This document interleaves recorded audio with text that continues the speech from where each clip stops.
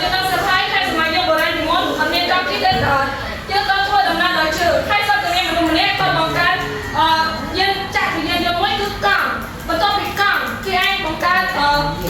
កង់មួយទៀតសម្រាប់ងាយស្រួលដោយមិនបានដោយមិនចាំបាច់ធាក់គឺកង់ការអគ្គិសនីហើយឥឡូវនេះខ្ញុំសូមបកស្រាយអំពីប្រភេទនីមួយៗនៃការច្នៃប្រឌិតទីមួយគឺចំពោះមនុស្សច្នៃប្រឌិតមនុស្សច្នៃប្រឌិតគឺថាមនុស្សហ្នឹងគាត់ជាមនុស្សដែលមានរបៀបពីខាងមានគំនិតបាញ់ញ៉ាំស្មារតីបំពេញទៅដោយធម៌ពលហើយមនុស្សហ្នឹងភាគច្រើនគឺគាត់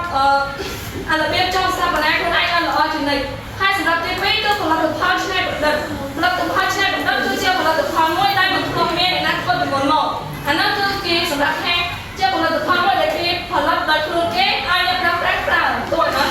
ហើយមួយឲ្យចេញជារូបរាងនឹងអាចប្រើប្រាស់តាមតម្រូវការរបស់ខ្លួនដូចជានៅប្រទេសនៅប្រទេសយើងការប្រើប្រាស់ត្រូវបានលើកការកែច្នៃត្រូវបានលើកទឹកចិត្តពីអ្នកប្រើប្រាស់ដូចជារម៉កគឺជាឧបករណ៍ផលិត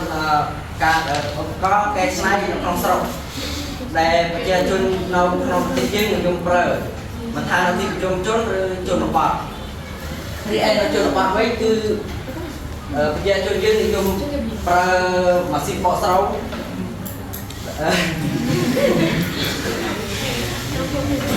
ដែលវាកាត់បន្ថយពីការនាំចូលពីក្រៅប្រទេសបង្កើតថ្មីចឹងដល់មិនថានិយមដែលគិតនៃកំណត់បង្កើតថ្មីគឺជាវិជានៃការ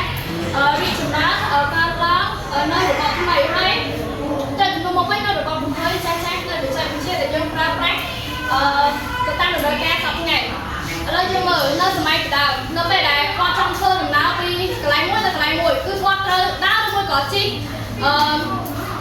គោឬមួយក៏បីតាមដល់តសម័យឥឡូវនៅក្នុងការដោយសារតែមានកំណត់បង្កើតថ្មីហ្នឹងហើយដែលធ្វើឲ្យមនុស្សសម័យឥឡូវមានការបង្កើតថ្មីដូចជាការបង្កើតឡានម៉ូតូដែលធ្វើឲ្យការដំណើរទីពីកន្លែងមួយទៅកន្លែងមួយមានភាពលឿនជាងមុនហើយបន្តមកទៀតនឹងបង្កើតថ្មីដែលជួយសម្រួលដល់ក្រុមគ្រួសារដូចជាវិភាគមនុស្សឲ្យការពីផលប្រយោជន៍ដែលធ្វើឲ្យឥឡូវបងបកស្រាយពីផលប្រយោជន៍នៃកំណត់ច្នៃប្រឌិតដល់គ្រួសារនិងសង្គមទី1គ្រួសារជួយបង្កើនការងារសម្រាប់សមាជិកក្នុងគ្រួសារឲ្យមានប្រាក់ចំណូលសមរម្យគ្រប់គ្រាន់អញ្ចឹងការបង្កើនការងារហ្នឹងមានន័យថាគឺវាមានន័យថាជួយឲ្យក្រុមគ្រួសាររបស់យើងនីមួយៗមានការងារគ្រប់គ្នាហើយអាចរកប្រាក់ចំណូលគួរសមបានសមរម្យដើម្បីផ្គត់ផ្គង់នៅក្នុងគ្រួសាររបស់យើងទី2មានជីវភាពទូទៅគឺគំនិតដែលច្នៃប្រឌិតរបស់យើងនឹងគឺអាចធ្វើឲ្យយើងអាចវិវត្តពីការពីជីវភាពមធ្យមអាចលូតលាស់ទៅបានជីវភាពកាន់តែទូទៅហើយកាន់តែខ្ពស់ជាងមុនហើយ